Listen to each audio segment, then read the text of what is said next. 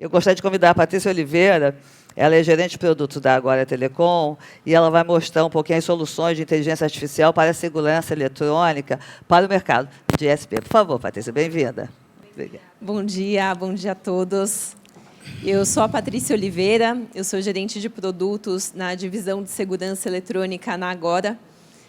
Agradeço a organização da Inovatic pelo convite em falar um pouquinho hoje sobre como as soluções de inteligência artificial podem contribuir para rentabilizar o negócio dos ISPs.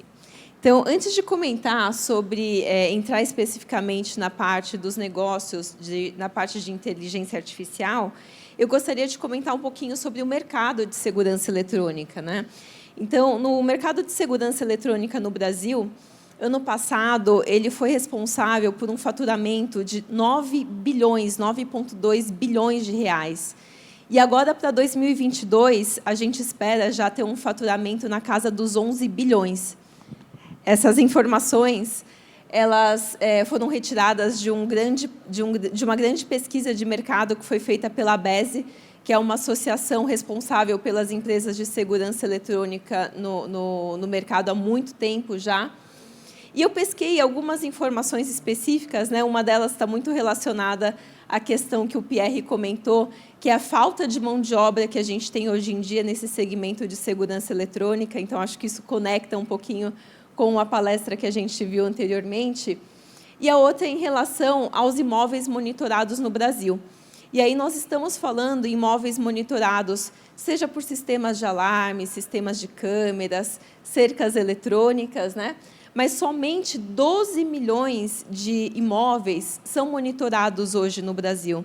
Isso representa aí em torno de 17% somente de toda a capacidade, de toda a possibilidade de imóveis que podem ser monitorados.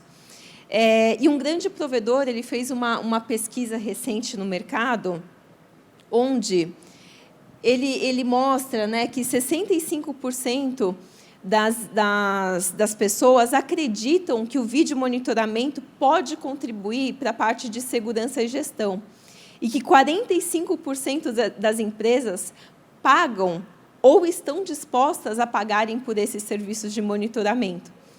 Então, para o mercado de pequenas e médias empresas, hoje nós já fornecemos grandes soluções, né? Enquanto para os consumidores finais, a gente pode oferecer também essa experiência de residências mais inteligentes e mais seguras. Muito me atrai aqui essa foto, né, de uma menininha, de uma pessoa sendo monitorada remotamente, a gente ter tudo isso ao alcance da palma da nossa mão, e me atrai porque eu tenho uma filha de 5 anos, só que, infelizmente, isso hoje já é um commodity, isso hoje é muito simples, isso hoje não é mais novidade. Então, o que a gente tem para trazer? O mercado de vídeo monitoramento tem evoluído bastante, e a inteligência artificial e o armazenamento em nuvem são os grandes diferenciais. Tá? Aqui também comentar um pouquinho para você quais são as preocupações atuais que a gente tem nesse cenário, né? Então, primeira coisa, que os sistemas que a gente tem hoje funcionando, normalmente são sistemas passivos. Então, simplesmente, a gente vai visualizar algo que já aconteceu. Uma invasão que já foi feita, uma intrusão, um material que já foi roubado. Então, isso é uma preocupação. Outra questão é uma dependência de gravação local. Então, você tem ali um fato que aconteceu e a pessoa leva o gravador que estava ali junto no mesmo local, no mesmo prédio. Então, isso continua sendo uma grande preocupação. E, em contrapartida, a gente também tem sistemas que geram um grande número de alarmes falsos. E aí, quando a gente fala em alarmes falsos, a gente fala de falta de credibilidade. Então, a primeira vez que tocou um alarme e não era uma pessoa, uma invasão, era um gato, era uma árvore se movimentando, era um galho que caiu em cima da cerca, o vigilante, o porteiro, ou mesmo a pessoa responsável por fazer esse monitoramento, ele vai atrás da informação. Na segunda, na terceira, ele já não vai mais. Então, isso gera uma falta de credibilidade no sistema. Sobre os sistemas, né? E para os fornecedores, o que a gente tem hoje como preocupação é uma grande comoditização. Então, nada mais disso do monitoramento simplesmente é uma novidade. Então, as novas soluções hoje que a gente apresenta, elas são muito mais focadas na parte de prevenção e notificação e também na agilidade na tomada de decisões. Tá? A gente tem aí algumas tendências para o mercado de segurança eletrônica. Paralelo a esse evento em São Paulo, está acontecendo essa semana a ISC, que é a grande feira do segmento de segurança eletrônica, e são temas que provavelmente circularão lá também nesse evento, né? Que são muito fortes hoje em dia no mercado. E o que eu destaco aqui é que essas mudanças elas começaram a acontecer na última década. Então, isso hoje é mais popular, a gente falar de inteligência artificial, reconhecimento facial, mas essa mudança ela começou a acontecer já tem mais de 10 anos. O que acontece é que, cada vez, isso se torna mais popular. E eu acho que devem ser lançados aí soluções ainda mais emocionantes nos próximos anos. As aplicações de inteligência artificial elas estão presentes já em todos os segmentos, né? E a gente vê que tem uma tendência ainda mais forte em relação também à automatização de fluxos. Então, antes a gente falava só da internet das coisas, hoje em dia a gente fala da inteligência artificial, e hoje já tem um conceito onde a gente junta essas duas possibilidades. Então, além disso, a gente tem outras percepções que podem ser também capturadas por outros dispositivos. Então, radares, equipamentos de medição de temperatura. Durante a Covid, a gente viu muito aí também essa questão dos equipamentos de aferição de temperatura corporal, equipamentos que fazem a parte de detecção de umidade, vazamento de gás. Então, antes, eram necessários vários dispositivos para a gente juntar todas essas informações. Hoje, nós precisamos, às vezes, de um ou de poucos dispositivos para que essas automatizações sejam feitas. Então, assim como a inteligência artificial, a parte de nuvem também não é mais novidade, né? Mas a pandemia ela acabou acelerando esse processo de cada vez mais a gente falar de sistemas alocados na nuvem, armazenados na nuvem, ou simplesmente que rodam na nuvem, né? Então, isso acelerou bastante esse processo. E aqui, quando a gente fala de imagens de segurança cristalinas em quaisquer climas, condições, essa é uma outra tendência. Antes, eu estou falando aí há 20 anos atrás, quando a gente olhava uma imagem que era capturada por uma câmera, muitas vezes você via um chuvisco, algo sombreado, e você tentava ali adivinhar o que estava acontecendo. Então, hoje, os equipamentos têm muita tecnologia já embarcada, então, condições de clima ou adversidades de luminosidade, cada vez menos são obstáculos para que a gente obtenha imagens cristalinas, né? Na parte de controle de acesso, é importante comentar também, né, que a biometria também é uma tendência, e eu acho que a Covid também trouxe muito isso, de cada vez mais as soluções sem toque. Então, a gente já está acostumado com sistemas de reconhecimento facial nos nossos celulares, mas, hoje em dia, é muito utilizado também para a parte de controle de acesso. Isso associado também com diversos outros equipamentos que fazem automatização de portas, né? Então, o que a gente tem aqui?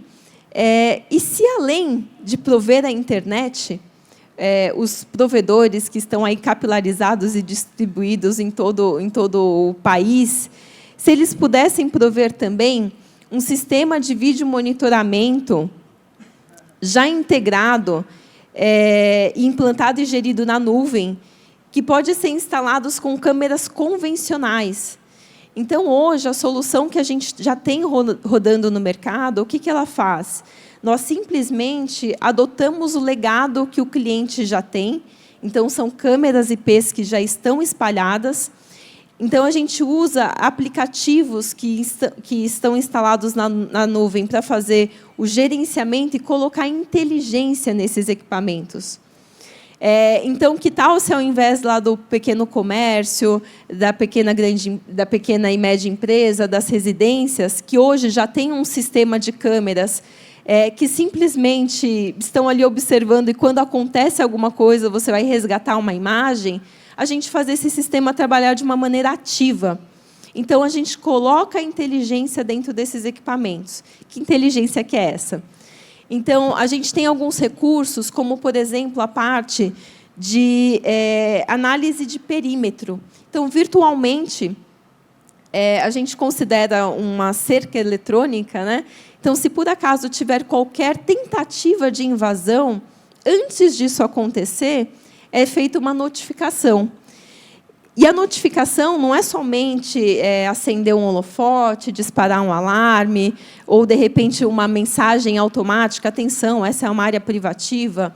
Mas não, isso agora chega no celular, isso agora pode ser enviada para uma central.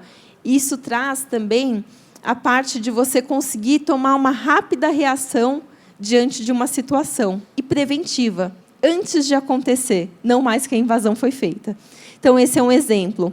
Um outro analítico que tem disponível, ele tem um nome em português, ele foi traduzido como vadiagem, mas como que funciona? Então, imagina que numa rua, você estacionou ali o seu carro, entrou na sua casa, e, normalmente, esse é o comportamento esperado, ou uma visita que chega também faz esse comportamento. Qual que é o comportamento que não é esperado? É quando uma pessoa chega, estaciona o seu carro, não sai do carro.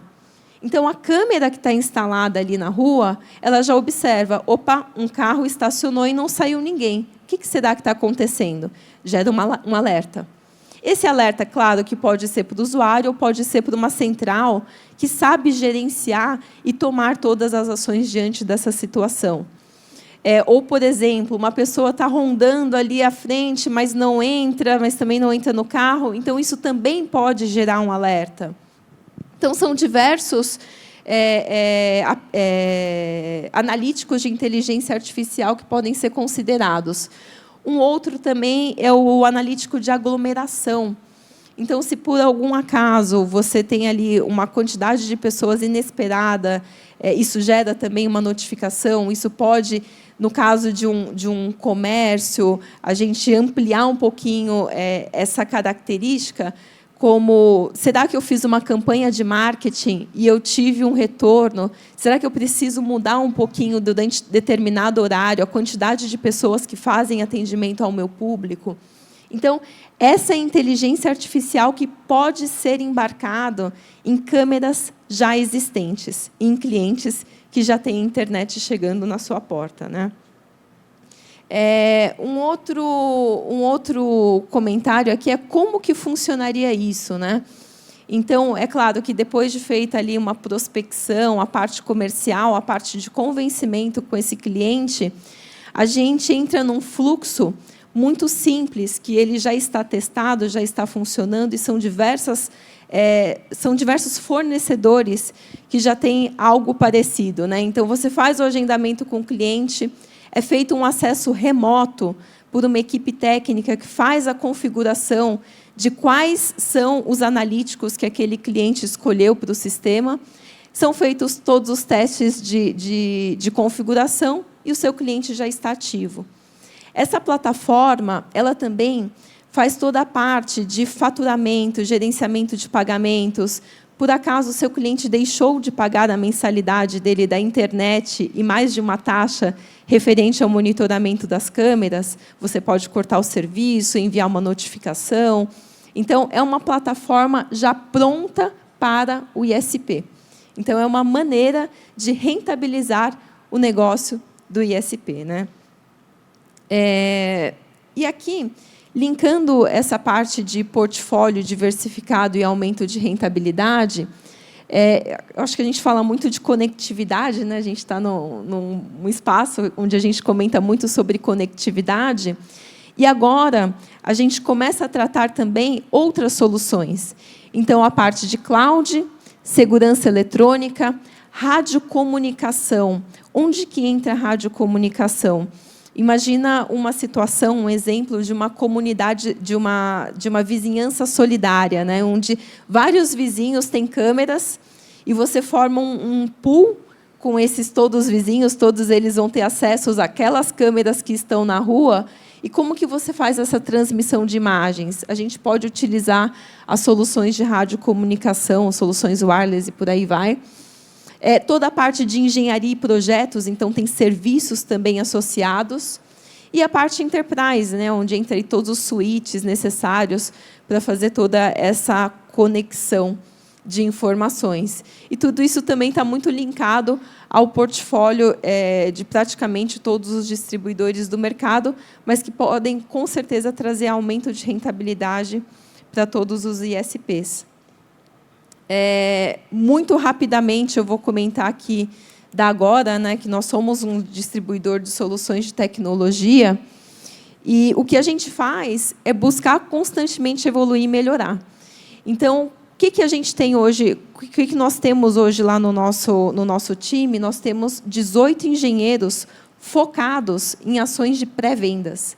Então, hoje, qualquer possibilidade que tiver de algum projeto, tragam essas oportunidades para que a gente possa discutir com as equipes técnicas. Tudo que a gente fala de inteligência artificial, analíticos de vídeo, é sempre muito importante a gente considerar o legado que o cliente já tem, possíveis upgrades na parte de hardware dos sistemas que o cliente também pode ser melhorado. Então, contem com toda essa equipe de engenharia, com essa equipe técnica, para que a gente possa trabalhar muito projeto. E, certamente, cada um aí tem sua característica dos seus clientes, conhece o seu mercado melhor do que ninguém, e os produtos, tem muitos. O que não falta são produtos. O que falta, na verdade, é a gente identificar quais são as dores de cada um desses nichos e adotar as soluções adequadas. Então, eu deixo aqui os meus contatos e os contatos da Agora. Acessem as nossas redes sociais. Eu vou estar aqui no evento também, junto com o nosso time. Muito obrigada. Obrigada, Patrícia.